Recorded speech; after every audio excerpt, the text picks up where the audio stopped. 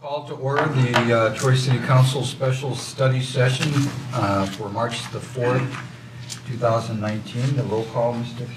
Mayor Sliders. Here. Councilmember Abraham. Here. Mayor Pro Tem Baker. Here. Councilmember Hamilton. Here. Councilmember Henderson. Here. Councilmember Hoderick. Here. Councilmember Pennington. Here. All present. We have one discussion item this evening. C1 is the use of City of Troy owned property and assets for telecommunication towers. Exciting topic for tonight. Better save time for public comment. Seeing none. So I will turn the meeting over to City Manager Miller, who will make an introduction, and I'm sure you have some people that are going to speak on behalf of this topic. So good evening, Mark. Thank you, Mayor, rest of council, and thank you for scheduling this meeting.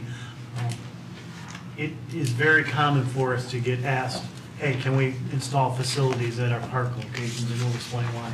But we're going to go through this, and we'll have a few members of staff and a visitor speak a little bit. First, our city attorney, Lori Grigg Bloom, will talk about the law, basically. And then on service demands, Wally Haley, who's an attorney with Haley Law Firm, who kind of makes his living helping out cell providers.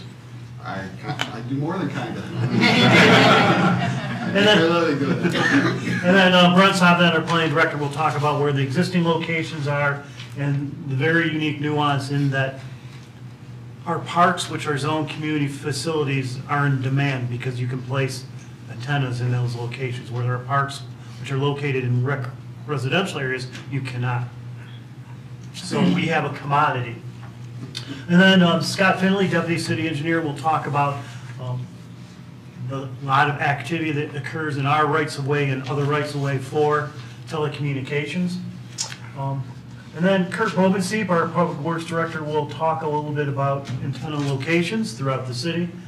And then I'll wrap it up with considerations. But the two things that you really need to know as City Council to gain and help inform us is that one, that we'll explain to you where the telecommunication industry is going, and then the erosion of local authority in that process. And secondly, as I stated before, we have a commodity, and we would like council to help provide us a policy. So we, if no is no, we just tell the providers no, we're not going to locate in our parks.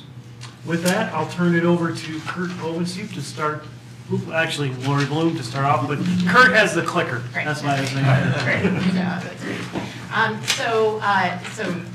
We'll start with the governing law, and I think it's important, and I'm glad too that we're having an opportunity to chat with you, because there are some changes and some recent changes that have happened at both the federal level and also the state level. So telecommunications is governed under federal law by the under the FCC, the Federal Communication Commission. And then in addition to that, we also have state law that we need to abide by the terms of state law. Michigan legislature has recently adopted, in the Lame Duck, has adopted a statute that we're going to talk about in a little bit. And then in addition to that, the city of Troy also has some provisions which govern some aspects of telecommunications law. So the balance here, and it is a balance, it's enhanced service versus local control. And enhanced service because we know everybody has a cell phone, and we know that the capacity demands are significant. There's also some, they're telling us that they're going to be having 5G coming up, and that they're going to need all of these additional facilities in order to accommodate the 5G facilities. That's what the industry is telling us, and that's what we're hearing. However, there's a local control aspect of it on the other end of it.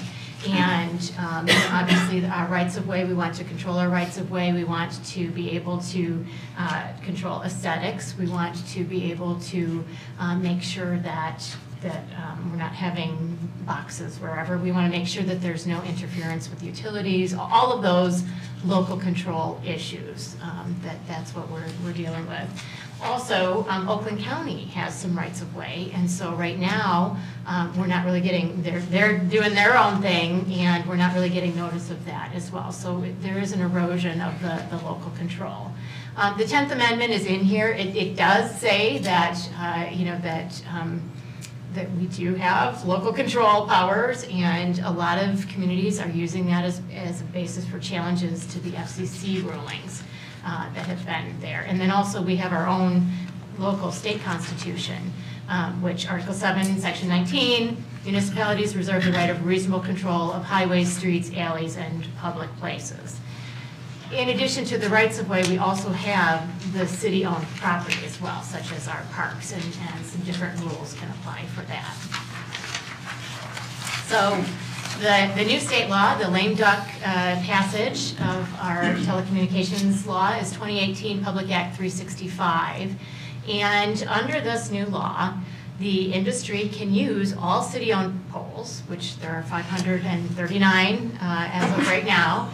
They can use any third-party poles that are in the rights-of-way. And this is the big thing now. They can construct their own poles in the rights-of-way. And with the technology now, in order to communicate, yes, they're lower to the ground, but they need to be closer together, and they need to be able to communicate with one another. So, so there is some concern about the ability to just put up poles where it's going to fit the industry. Another just huge slap in the face to the local communities and local control is the limit of the $20 per year per co-located installation. Plus, one time we get $125 if it's a new pole. You know, again, this is really, it does not cover our costs. Basically, we're subsidizing the industry in order to have them do that. And I will just give you an example. We recently, the Extonets, you approved a lease for Extonet to go on some city-owned poles, and for that lease, we got about a little over $500 per year. So Per year per pole? yes. So the $20 per year is very insignificant. Now there are some size limitations under this new law, 31 plus cubic feet, but it's still pretty large. And another thing too, we don't have zoning approval or review unless it's really tall, exceeding 45 feet. And so for most of the situations, there is no zoning criteria. Now, with this new law, it does allow municipalities the opportunity to adopt written, objectively reasonable requirements, not for commercial areas, but for residential districts, and then the one exception is DDAs. That's just something, for example, Beach Road. We have a treed area on Beach Road, and I think it makes sense to have some reasonable controls on that so that we don't have all of the trees removed to make way for poles to be in that area. So that's something that that we are concerned about, and that's something that we would recommend that we have some reasonable restrictions. Also, the DDA, we've already. The lease that we had with Extonet, we were able to figure out where it was going. We also need to, because you've got boxes usually to connect that are connected to it, so it's an above ground. The pole, the antennas themselves are pretty small, but you've got more than just the antenna on that. Another thing that we have here with this new law, you see the picture there, and that is a micro wireless facility. And that can be on the cables between poles, so across the streets and things like that. You might be seeing those. And one of the concerns with that is we think that eventually it may have an impact on our cable franchises as well, because the cable franchisees may be using this, maybe going to this as their new form. So those are some concerns that we have right now with this new law. And I've pretty much covered most of the state law, but we also have FCC rules, which are pretty similar, although I would argue the state law is actually more restrictive in almost every instance than the FCC rules. The FCC rules, they do allow $270 a year versus our $20 a year. So the FCC rules obviously are a little bit more favorable, but we have to comply with the most restrictive. So right now we are governed by the Michigan rules. So, we do, again, the FCC has a wireless siting order, that's what governs there. We've already talked about the preemption. Public property, this is an important thing as well. We can't discriminate amongst providers, but we can have regulations that are, again, addressing the health, safety, and welfare. So if you allow one in, everybody gets in, but you can have some restrictions that are health, safety, and welfare related. Another thing too is this is a pretty competitive industry. We can see that there are brokers out there, and we're afraid that we're going to have a lot of inquiries from brokers, and we're afraid that that's what's probably going to happen. And then they're going to lease out that space to the providers. So it's not just the providers that we're worried about. We've got a lot of brokers out there as well. And again, you do have the right to co-locate, so that could increase the size, the height, when you allow for co-location. My turn? Thanks. I'm the guest from the dark side, I guess. Wally Haley Law Firm. I started doing this probably in '98. So been around the block a little bit and didn't have gray hair and could see back in the day. So I was asked to come in tonight based on some of my minimal industry knowledge to kind of talk for a few minutes about, in general, the industry and where the industry is going, and try to put it in the context of somewhat of what the issues you guys are dealing with as it relates to the industry as a whole. There's not one of us in here who doesn't probably have our smartphone hidden somewhere around our desk. As some statistics say, it's within one yard of you at like 97% of the day. That includes in bed anymore. So you're putting it on a nightstand and everything else. These are pretty self-explanatory. A couple ones I wanted to add though. In 2017, there were 400 million wireless subscribers. Now, if you do the math, we don't have 400 million people in the United States. That means some of us are walking around with multiple things, and if you've got a wireless card in your laptop and you've got a wireless card elsewhere, you know where those statistics start coming in and grow way beyond the population of what we have. Exponential growth in machine-to-machine wireless. That's a new one. That's the data-driven side of the business, and that's what's literally driving the demand that you're seeing and that we're trying to help our carriers meet based on that growth. If you look between 2014 and 2017, data growth quadrupled in 3 years. And anecdotally, from your own phone, right? Think of how little time you are talking to someone, but how many times are you looking at Google Maps? Are you doing something else on it? Are you listening to music? Are you playing, doing whatever? That's the rise that we're all trying to meet.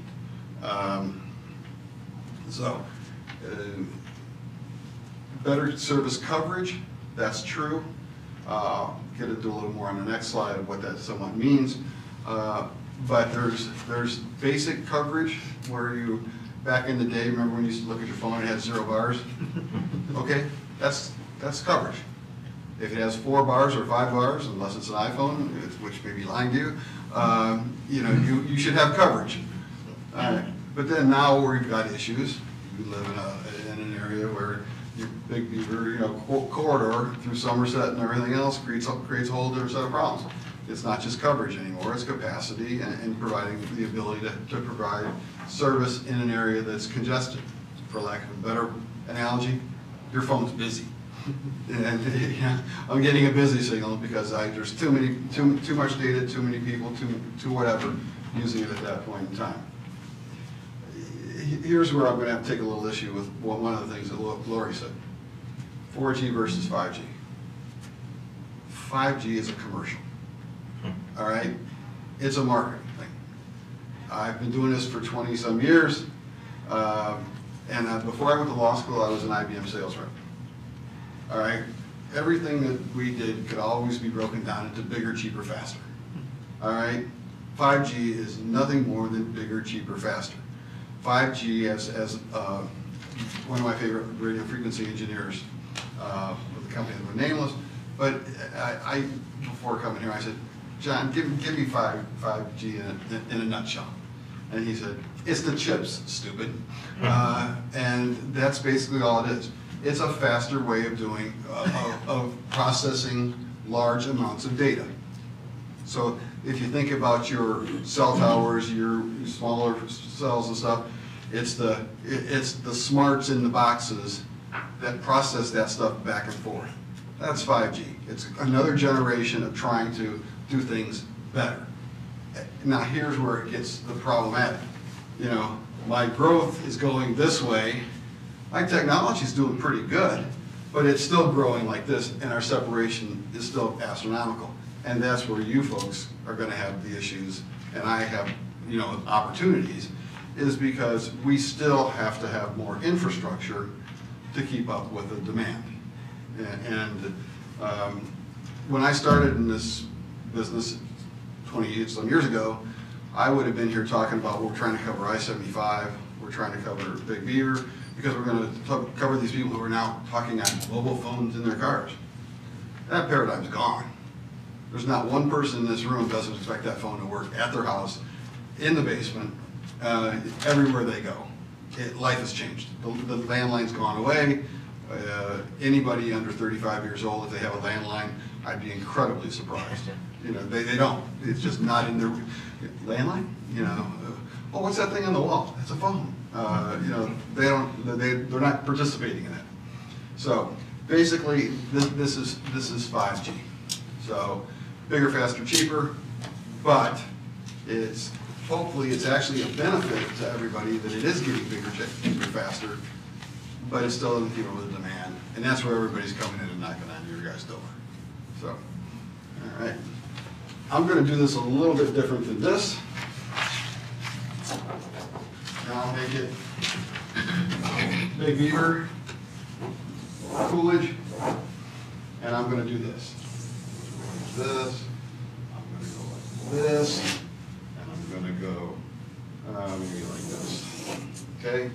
Now I'm going to put this big tower here, I'm going to put a big tower here, I'm going to put a big tower here. These big towers are these macro sites. All right? Now that big tower may be on the building on Big Beaver and those antennas you see, because you have a lot of tall structures there that you can use it, but those are what we call macro sites. From an industry point of view, there is no doubt that this is the best bang for the buck from anybody on my side of the table. If I could do this all day long, I'd have very, very happy clients. Now, what happens though is I can't put these everywhere. And I think Brent's going to show you a map of where existing facilities are. And you can look and see the pattern of where the facilities are. There's a lot of places in Troy that still aren't covered. So now I've got an area here, I got an area here, and I got a really busy area right here. Now we're talking down here. And it's really the small cell piece. And those small cells do two things. They provide holes, or they cover holes left by the macro coverage, because you can't cover everything. You know, it's a finite amount of coverage. And then they relieve capacity concerns in high population, high use areas. And that's really the difference between the two. You can put a lot of other wording and everything else around it, but that's really what people are coming in here. When they're coming in here for the small cells, they're either covering a little hole or they're covering the big busy. Now, that's where the coverage becomes an issue, especially as in your guys' group and Brent's, is the issue of residential. And what you as a group are going to have to look at as to how you're going to do that residentially. Because as it'll show, you can cover, there's a lot of coverage along the main corridors, but when you get up into certain areas of Troy, there's not. And you alluded to the problem along Beach. You know, it's a known area, been a known area for years. So that creates a catch-22 for all of us. How do we do that? Do we come to you and ask for a macro site in the park, and which in theory covers a lot more residential around there because we've got a macro site? Or do we come to you and say, we want to do a bunch of small cells in your neighborhoods to cover the neighborhoods? And those equal a lot of small cells. From a coverage point of view, you're talking maybe, 200 yards, quarter mile at max versus a macro site covering a mile in each direction. So your small coverage, big coverage. Installation cost, there's no doubt that from an industry point of view, the macro site is the best bang for the buck. Small cell networks are incredibly expensive when you think about the fiber and all the infrastructure that has to go with it. All those small cells are complete cell sites. They're just shrunk from what a macro site would be. This is an interesting one. I've heard this, and the RF concerns due to the proximity of being closer to the shorter, smaller small cells. One of the RF engineers set me straight, and the fact is that it actually probably is better for you because your handset, which is what you're putting up to your face, is actually working less hard because it's the proximity to numerous small cells. And so it doesn't have to work as hard as it would to try to make a distant connection to a further away source. So, and it's such a low broadcast thing on the small cells. San Jose went through a big study, San Francisco went through a big study, and it was deemed that that's not their issue when it comes to the small cells. And if you want to look at the macro piece, being 100 feet from an antenna is equivalent to being 4 feet from your child's baby monitor. That's not something that most people have too much concern about. So that's kind of what I've got. If you guys have any questions, comments, if you want to ask some questions, I'm more than happy to try to provide an answer. Thank you. Mr. Miller, do we want to do questions per segment, or do you want to? Sure. I just have one quick comment related to this, is that although Mr. Haley just talked about health concerns, federal law dictates that we cannot take that into consideration in making our decisions. So basically, the plate we're given is they're safe. That's all I want to say. But definitely, I think there's going to be a lot of questions of Mr. Haley, so yes. I saw Councilman Pennington probably had a question. So the federal government says it's safe, then we should just consider it safe. Just kidding. It depends on whether I'm asking you for zoning approval or not. So one question I have is, we talk about 4G and 5G is coming, and you talk about 5G being a commercial. Well, they need something like that for these driverless cars that are coming, driverless cars and streaming and all that. And the machine that you're talking about, don't they need something like that, a different type of network? Well, yeah, your autonomous driving is going to take the whole thing off the map. I mean, we're not there, and we're not even close to it from a radio frequency perspective at this point. But if autonomous driving became our reality in the next 10 years, all bets are off the table. I mean, from an RF point of view, I don't know how close in proximity you're going to have some kind of wireless signal to control all this stuff. But you can, times the donuts, you're going to be sitting here with a lot more poles. That was my question. That was a question. Yeah. Was are you guys going to be coming to us 7 to 10 years from now and saying, hey, we're going to need to double the amount of poles that we need because of driverless cars and whatever is the next thing that comes along that they haven't come up with yet. Yeah, technology has made great strides, but it's not going to change the line of sight piece and the fact that you have to have the signals there. So the short answer is probably yes, that will probably be happening. Councilwoman Horder, did you look like you were? I was just thinking, on a related note, one of the I-75 modernization project presentations, I can't remember if it was here at council or another place, that question was brought up, are they, accounting for that in what they're doing? And she said yes, as best as they can, understanding the technology now, but that the infrastructure will be in the modernization, at least on I-75, but.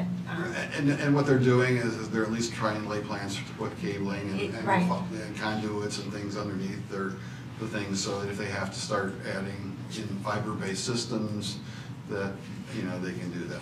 Yeah, it just made me think of that. Yeah. I have a question. Are there maps out there for Troy that indicate coverage, whether there's coverage that's weak or, I know from a police standpoint, when they use it for, police cars, where they have good reception, where they don't, with their prep radios, can they go in the basements and stuff like that?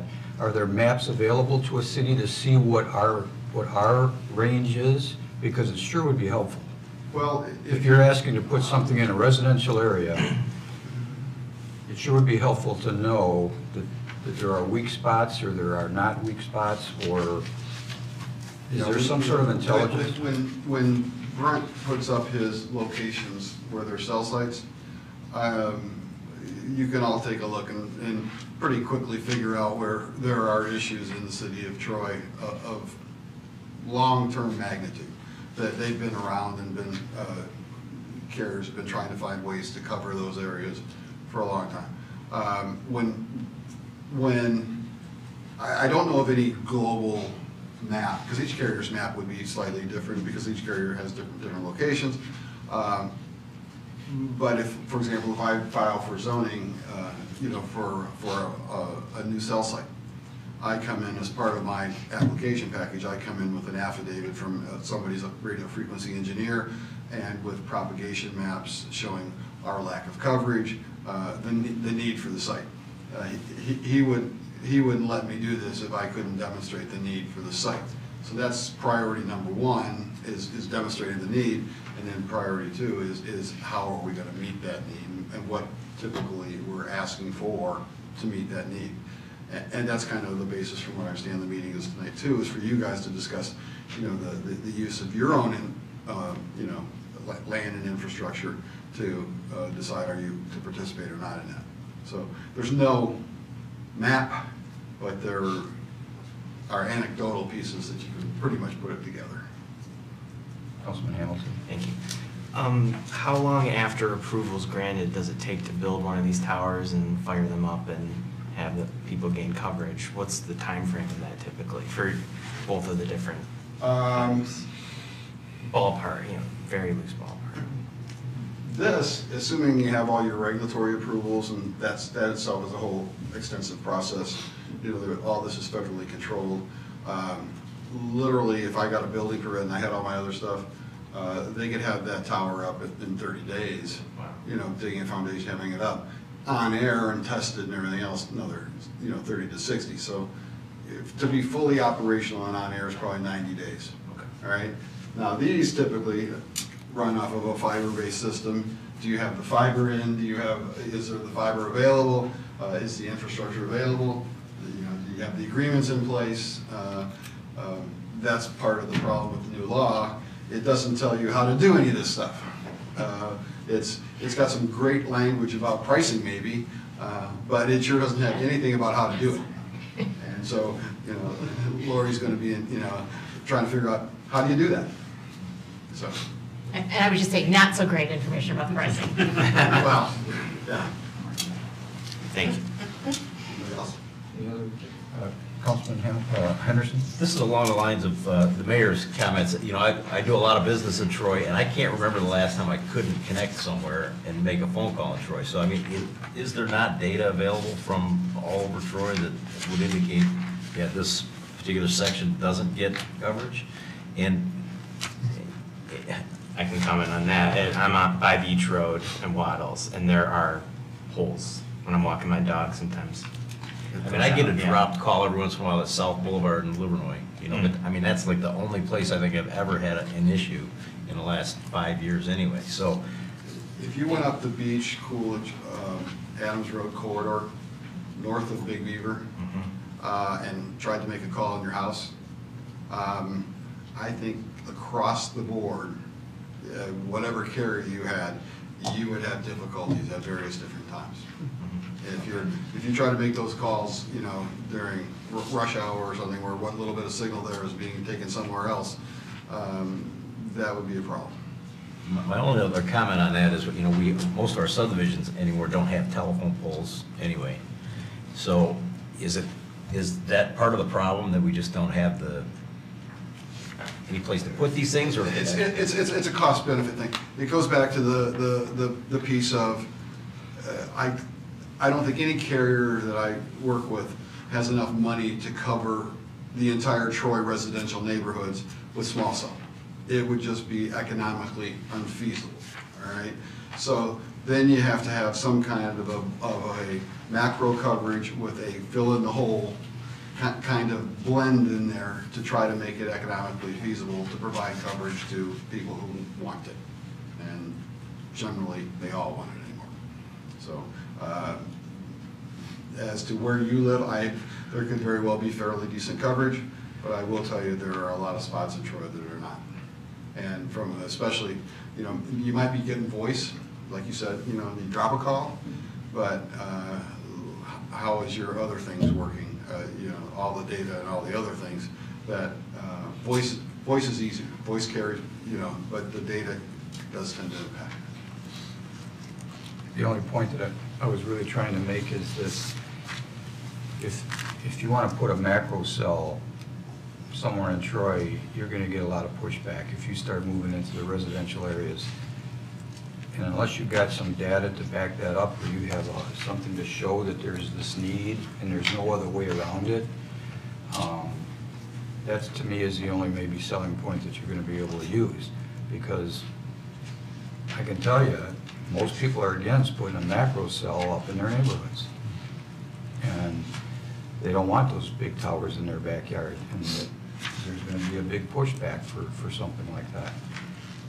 And that's why they're not there now. That's true. You know, that's why they're not there now, and that's why they weren't there 5 years ago. But I will tell you this, that from doing this for a long time, I have found, and there's still isolated pockets of NIMBYism, for lack of a better word, that the general level of acceptance of the infrastructure has gotten better. Although, you know, you get, like we were talking earlier, you get a subdivision that you get a lot of people in a critical mass, and they come out, it's a problem. You know, you as elected officials look at that and count noses, and you know, we may have the perfect business case for that tower, but yeah, especially in the case where if it comes to your infrastructure that your city owned, I mean, you don't have to let people on there. It's just a question of, is that a good idea? And the trade-off is that, you know, if you deem it not a good idea, then you're going to end up with a lot of either no coverage in a lot of your residential areas, or small cells that permeate through your neighborhood that doesn't have poles anymore, so they'll have new poles. And so, you know, that's the balance that we're all trying to strike. Is Troy better to take one for the team and put some kind of stealth application in a park that may meet some resistance, versus going out into the residences and trying to turn around and do an entire small cell network to cover in a residential neighborhood? Just a follow-up to that, I mean, is some of that taken care of just by the fact that we mostly have Wi-Fi? What's the number of cable? The majority of people have cable with Wi-Fi capability, so I'm not having data issues in my house because I've got the... I read an article today about the dying of the cable industry. Yeah. On the, you know, literally they've, you know, gotten, you know, been able to price accordingly however they wanted to for so long, and now there's all these options, and it was just hammering on how the cable industry is losing money and bleeding terribly. So, you know, the idea that I'm going to have my router in the house and that's going to cover and take away my cell phone, I don't know if you can make that assumption. Well, I can just tell you, and we can talk about this at the end, but from what I've heard so far here, you know, we could go ahead and, okay, putting a macro cell in a park, thinking that's a good reason, and the industry is starting to erode our authority, and could come in and put a pole wherever they want to put a pole. And here we've tried to do something to keep the poles out, and we might not even have the authority to keep the poles out. So here we are maybe trying to do something, and we end up, because of what's happening to us all over the place, is that they're taking away our authority. They're taking away a local authority on everything. And this sounds like it's happening to us again. It is on the small cell. You will always have a lot more control at this point in time under the laws for the macro sites. So the small cell, you know, you're talking the difference between a 110-foot pole perhaps as a macro site versus a 45-foot pole as a utility-like pole somewhere in the neighborhoods. And you'll have to make that discussion among yourselves as to how you feel you guys want to handle it. Because you're right, they do have a lot of rights to do that stuff under the small cell, as the law currently will goes into effect next week. So. All right, thank you very much. So I'm going to talk really briefly about local control. As you all know, land use is regulated in Troy through the zoning ordinance. Rights of way are not zoned, so it's all property in the city, with the exception of rights of way, is zoned. Wireless communications facilities are permitted on existing structures by right in every zoning district. So you can go up and down Big Beaver. Kurt's going to show an example in a few slides of an antenna on an existing Marriott hotel. I mean, we see this all over the place. Again, those are permitted by right through building permits. But the macro sites, the freestanding communication towers are permitted by special use approval in some zoning districts. They're not permitted in single-family residential. The list of this map in the dark blue here are those zoning districts that permit freestanding towers by special use approval. There's a list of them here. The first one is community facilities.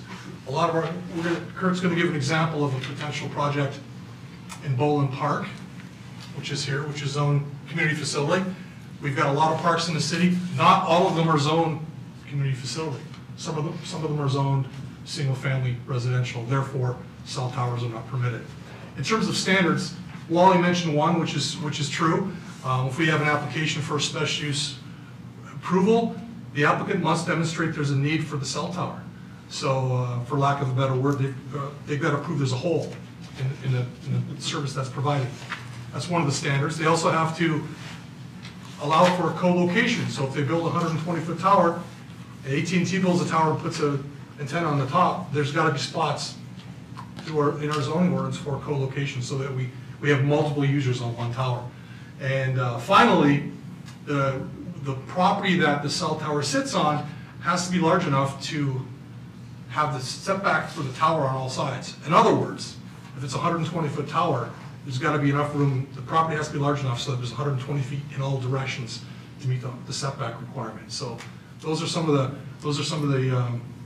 the standards that will be looked at. And notice, most of the city of Troy does not permit freestanding cell towers. Thank you.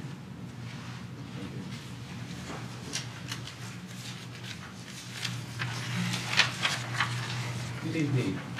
Oh, for the city right-of-ways, we have city right-of-ways, county right-of-ways, and state right-of-ways. And our control varies in the different right-of-ways. Obviously, city right-of-ways, we control most of the things that go on. County right-of-ways, a little less, and the state, even less. What are our concerns in the right-of-ways? We have lots of public and private assets, as you can see listed up here. We have city water mains, sanitary sewers, private gas mains. There's already telecommunication lines, electric lines, sidewalks, landscaping. So, currently, our utility providers will submit for a right-of-way permit Metro Act permit and engineering department reviews the plans that are submitted, make sure they're not interfering with other utilities,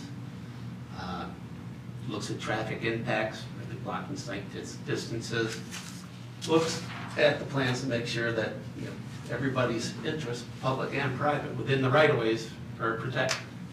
And, you know, that's our ultimate concern. We want to protect our existing assets that are there, the private assets that we've permitted to be in the right-of-ways, and also plan for future public and private assets that are to come in the right-of-ways. So we accomplish that by, you know, issuing these permits right now. We've also gone to a deposit-based system for inspection to cover our costs. So depending on the scope of the work, some of these fiber lines could be 2-3 miles. So is there going to be somebody out there for 3 weeks, 8 hours a day? Or we're going to have somebody out there for 2 days to spot check for an hour. So we tend to make the deposit for the right-of-way permit based on the scope of work.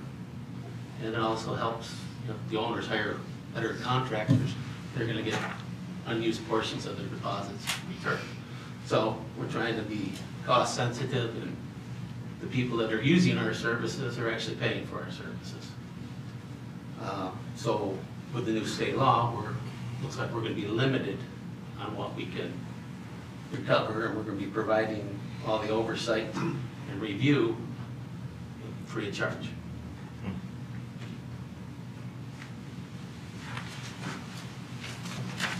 So we debated when to introduce this slide, and maybe a little bit earlier. So you can see this map. This map highlights the blue dots, or the darker purple dots, that represent all the macro towers that are currently in the city of Troy. And a lot of them have you become used to. They've blended with the landscape. You know, they've been around for a long time. This one in particular blends best with the landscape. That's an antenna?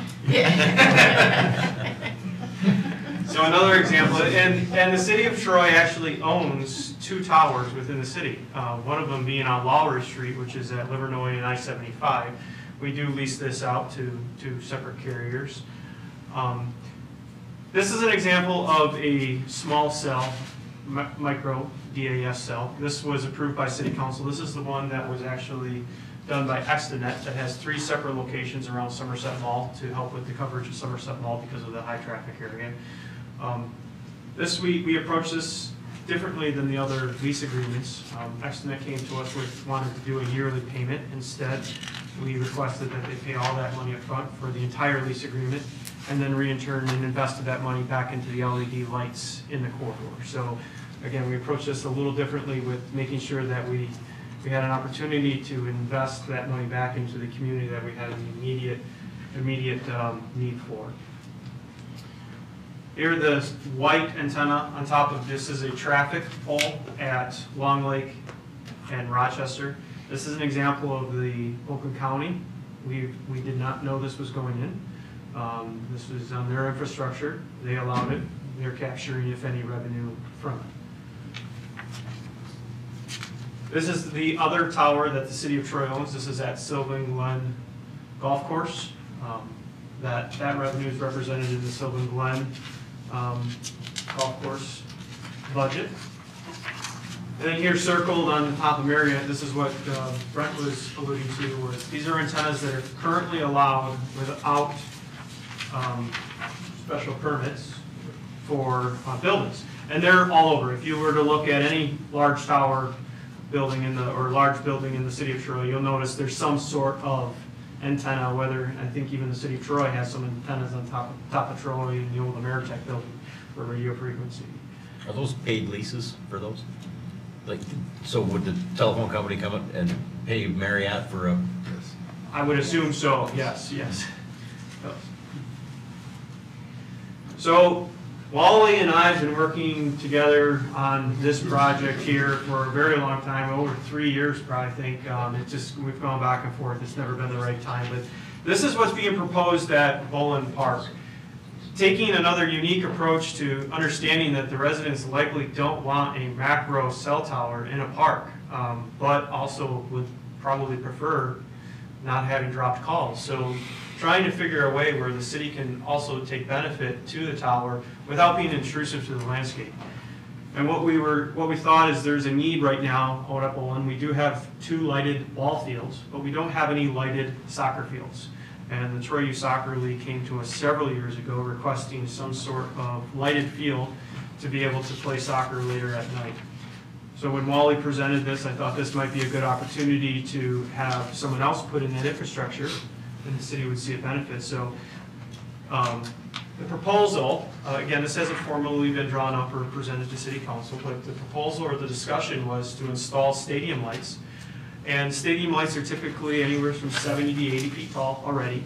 Just go an additional 10 or 15 feet above that, put the cellular towers on top of the light poles, so it blends a little bit into the landscape, and then there's a direct community benefit outside of providing better cellular coverage. So we meet a need in one of our parks. Along with these macro towers, it does have a building that needs to house the equipment. Likely would be a larger building so it can co-locate with other providers. With that is also opportunity to provide our youth groups or recreation groups storage. So we could reserve a portion of that building with a roll-up door to provide storage. Again, just trying to think out of the box on better solutions than just throwing up one of those, some of those, instead of just putting one of those up. Thank you, Kurt. Mayor and council, a couple things to think about. First, we commit to partnerships, one with the Road Commissioner of Oakland County to try to preserve our local control. But we, at city administration, have a practical problem. What do we do when people like Wally comes to us? Right now, and the last thing we want to do, this is from experience, is to negotiate a contract for a location like we did for the fire station on Coolidge near Square Lake. Well, yes, near Square Lake. And then when it got with the planning commission, and then we presented a contract and a site plan to city council, and due to significant public opposition, it was denied. What we would like to see is the council kind of give us some direction. If Bowling Park is off the table, then we could just tell Wally it's off the table.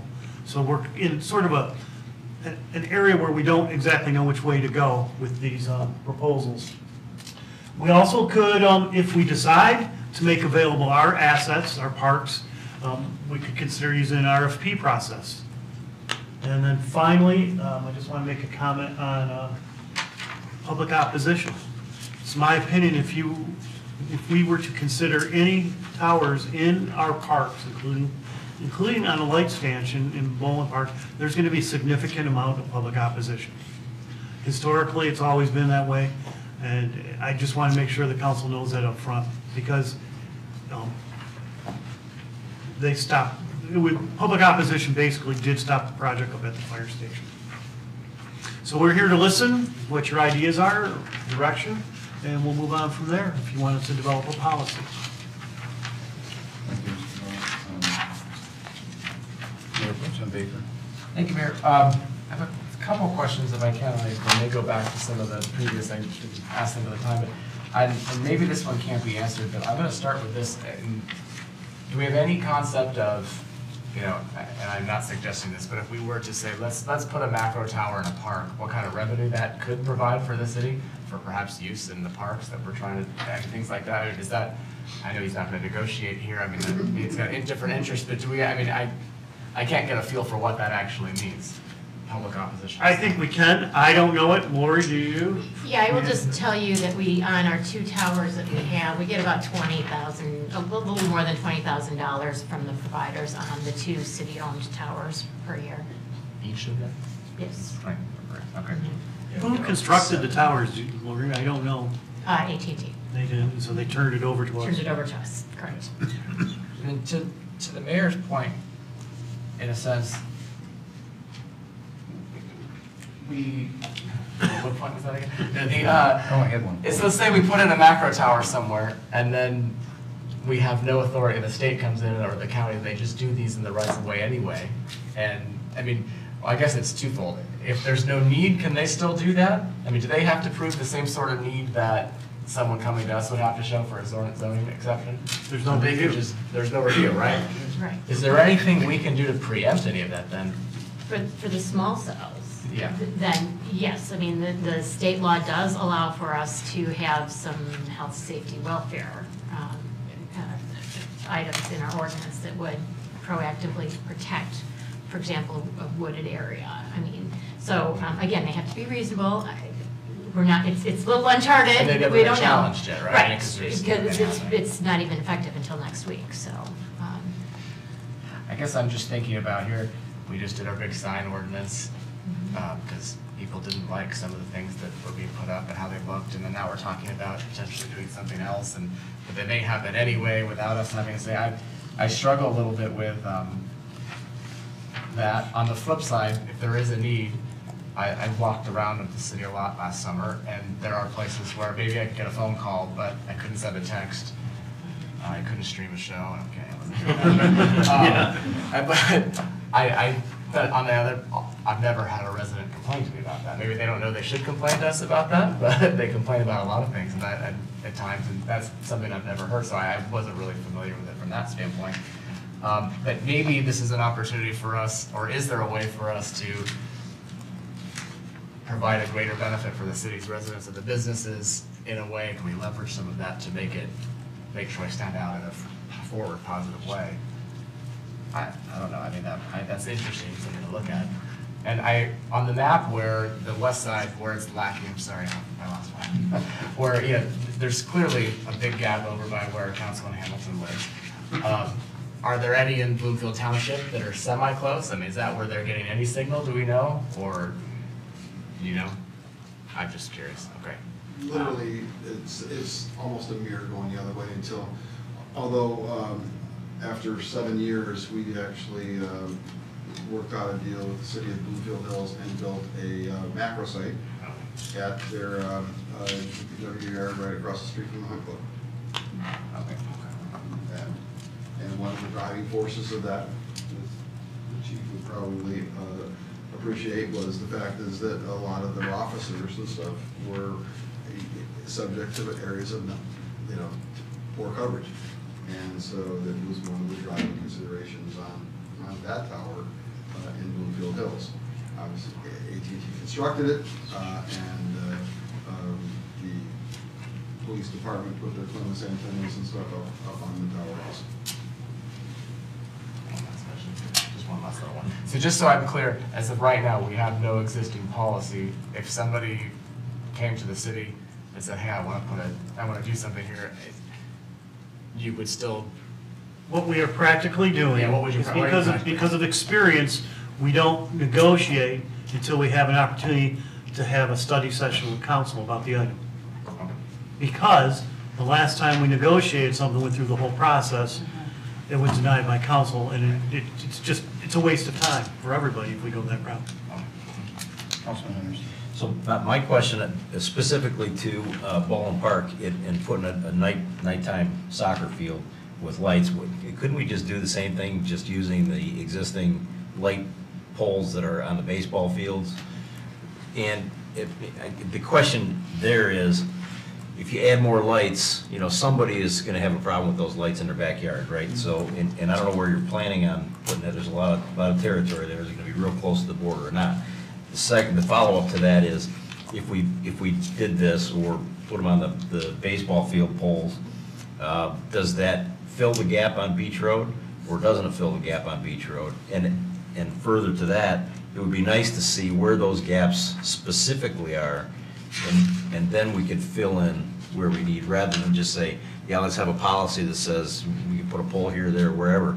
I would like to see where there's a lack of coverage, so that we could strategically place poles if required in those areas. Because you can sell that to people, you're not getting coverage, we know that, it's verified, we need to address that specific situation. Kurt, did you want to say something? Just was going to respond to the questions. So to answer the question, can the antennas go on top of the existing light poles? Yes, with an extension, a shorter extension, another 10 to 15 feet tall. One of the things that we looked at is how to capture a benefit outside of the cellular coverage. That's why we're proposing to to install additional lights. We do have the lighted tennis courts there, and these would be right in the same proximity. It would be just to the east of the lighted ball field and just to the north of the lighted tennis courts. So as far as light intrusion goes to the neighbors to the north, I don't know if it would have any more light intrusion that's already there. And then the poles, well, correct me if I'm wrong, the poles on the existing, I think there's 2 or 3 poles that are tall enough that we looked at. There's 60-foot poles out there right now. So it's something that could be done and looked at. Yeah, it's very, very similar to what we do on football field light replacements. Poles there are between 80 and 90 feet, 75 to 90 feet, and you don't use the same pole, you replace the pole and with a 10, 15-foot extension, put the antennas up there, and literally you're left with pretty much what you had before, which is the antennas on them. If you look at Birmingham's 2 high schools, every one of their light pole standards is a cellular tower. They have each carrier has a different pole, and they're one on every one. And would that fix the Beach Road area or 17 and Coolidge? Or? It's gonna fix down in here. Can you go back to the map? Yeah, there we go. I don't think so. Yeah, one's kind of How do they go a mile? You know? Right. Yeah. Normally, we only get that information when there's an application in. Right. So what benefit do we gain by having those there? I mean, I don't understand why. Let's put them there. That's fine, but Well, what do we gain? the one reason for Bolin is that it's the only place in the area where you can do this. You go west toward Coolidge and Beach. There's nothing. There's no place that. But if there's no gap in service anywhere around there, what's the? Well, there is a gap in service. Yeah, Right there's a gap in absolutely a gap service. in service. The question is a legitimate one, where you said, well, how far west will Bolin Park cover? Way more than what it is there now, but it probably doesn't make it all the way to Adams Road, probably not. So, then you're talking possibly, down the road, is someone have to put small cells and stuff in there as that final solution? Potentially, yeah. I'm not so sure that we can get to this today. It's 3 minutes to 7. I think we need a little more discussion on this and maybe a need to digest a little bit of what we got. And if there are some questions, maybe we can just direct them to staff to come back. But I think we need to come back, myself, and just my little 2 cents in it. We just went through a study session talking about green space and our parks and all this stuff, and I just don't see any way that I could say, put these in my parks. You're talking about putting them in school football fields, and you're talking about putting them in DPW lots, and I can see all that, but I can't see putting this in our parks, and that's just me. We have a school with a football field at Coolidge and Long Lake that would make more sense to me if you're talking, those lights are already there. Maybe we should be trying to partner with the schools because the lights are already there. The high schools already have them there. To me, that would be a more logical spot than Bolin Park, but just my 2 cents. I don't know that I could ever be in favor of putting a macro tower in our parks, in our residential parks. But I'm willing to listen and collect as much info as possible. Councilwoman Broderick. I guess I'm not because I want to protect the aesthetics of our parks. Goes without saying based on everything we've been dealing with. This win-win idea of a need in a park, I think our residents want us to look at being effective about how we do these things as best we can and smart. So an initial thought is, I like that. I remember when we added, I think I was on council when the Somerset, what's it called? Extenet was proposed, and we worked and negotiated, and we were very careful about the aesthetics on those poles, and then we got our LED lights as well out of the, so where we can create win-wins that maybe even improve our aesthetics or our recreation, if that's a possibility as we develop these ordinances that, and maybe notification of a neighborhood, I'll tell you what, my data, I'm a little north of there, we're having where it just stops. And it's probably, we need Bolin Park, I bet we need Troy High too. Because this is where people are dropping cable and they're using, we're gonna have this data need to service the community. They don't necessarily understand that it comes through this, but that this is how the process works. So just directionally, I like the idea of if an ordinance can contain some sort of, and my shorthand is the win-win option, you know, I would always want to try to entertain that if I can. Does that, I'm sorry. Councilwoman Abraham, did you want to, we could just try and wrap this up in about 5 minutes. So I know this ordinance goes into effect on the 12th, so there's the statute goes into effect the 12th. And this happened in lame duck session last November, December, and I don't have a lot of time to write it. Has MNL taken a position in terms of draft language for health, safety, welfare, or maybe mitigating impact within residential areas? ProTech is a subset, so MML gives money to ProTech, which is more aligned with just, focused on telecommunications. And Mike Watsa is the attorney that represents ProTech, and he is willing to do that. The problem is that it's unique to every community, and so you don't have a boilerplate ordinance that's going to work for all communities. I will happily engage his services to draft some language if that's something that council would like me to do. Any other comments? I think it's pretty obvious that we need a policy. Council could ask administration and Lori to draft a couple of different types of ordinances, examples of ordinances, some that are possibly out there that we could look at, and then maybe come back again.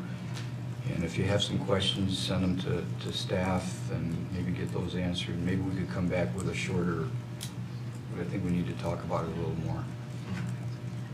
An hour was probably not enough. Is it possible to get a map showing the gaps of coverage in the city? I mean, how would you even accomplish that? Would you have to give it to phone Through the companies? providers, yeah. You have to give it all the Will they different provide providers? that, though? To me, that seems like the part, like information they wouldn't necessarily want to show, because maybe it shows they don't have the need that they need, or they say they need, right? Well, if somebody has to, I can probably get that for you. It'll take some pulling, but but the other thing too is, no one shows a need where they don't need it. I mean, no one, these are businesses. They don't build stuff without, these are incredibly expensive systems. No one does this lightly, and no one comes before you to put in a macro tower without a firm belief and a financial need that justifies these things. All these things have to be justified. So, when it comes to somebody willy-nilly coming around to try to just put stuff in, it's just it defies the financials of those kind of deals. So. Laura, do you feel comfortable that you could come up with some different drafts for a policy, different types of policies? Well, again, two different things. I mean, you've got your small cells, and again, I think that I'm sensing that we should have something to protect the DDA and to protect our heavily wooded areas. So I think that absolutely I can get some language drafted about that. The other area is the larger towers, the standalone towers, and that's something that, again, they're separate. The new legislation doesn't cover the standalone towers. There are other regulations that cover that. To help us not try to guess where residents stand, like, for example, using Bolin Park as the example, if we consider this almost like we do a rezoning, where we indicate, where we involve people up front in this process, and, there's a notification out, we're looking at boosting this capability, and then we get word from them, this is a changing technology. They may be like, please, bring in 5 of them and we don't care what they look like anymore. Because their need is real. Or, no, we have a need, but we want to make sure, and we're right on board with this. The people that are affected directly by that aesthetic have a say up front in the discussion in the bubble up. Now, that could be a nightmare, or it's the right thing because we get to the right solutions with their involvement and understanding their needs up front. So I don't know if that can be put in an ordinance, if we have that kind of local control, but that gives our residents a true voice. I'm guessing they might be all for that soccer field. I could be completely wrong, and my guess would backfire. I don't know. Mayor, Council, as I was reviewing the agenda, I realized that maybe this is a good item for the community survey. So I ran downstairs over to Cindy's office and had her put it on the list of things that potentially could be for the community survey. And in the survey, could they hone in on geography as well? So I'm on the phone with the survey people. That's another study session. And it's true, though. We're asking to schedule a study session with Epic MRA, and that would be a question for them. Okay. Do you have the direction you need tonight from us? Yes. Thank you. Okay. Well, I don't see that anyone is here to speak on public comments, so thank you for coming. We're adjourned. See you at 7:30.